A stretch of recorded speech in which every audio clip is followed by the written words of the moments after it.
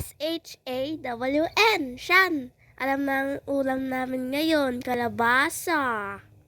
Sibuyas bawang hiniwa na kasamang luya.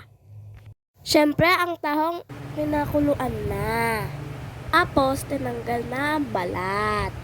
Yung pong shell.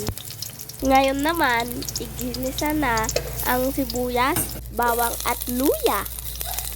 Halu-haluin lang yan habang ginigisa.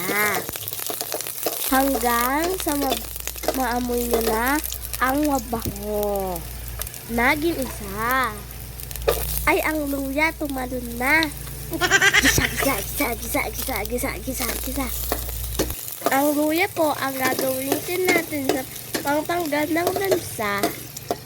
Alam nyo din ba, madaming gamit ang luya. Ginagawa rin po yan sa labat at ginagamit sa pagluto ng tinola.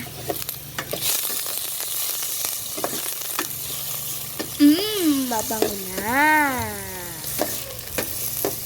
Ayan na po yung mga tahong, ginisa na. Ang bango-bango talaga. Ay, ang kalabasa ay nilagay na. Ginisa lang po yan ng konti, tapos nilagyan ng sabaw. Tatakwan po yan hanggang sa lumambot. Ayan, nilagay na rin ng gata. Ngayon lang po pala siya tatakpan, hehehe, pagkatapos ng gata. Tapos, antayin natin kumulo.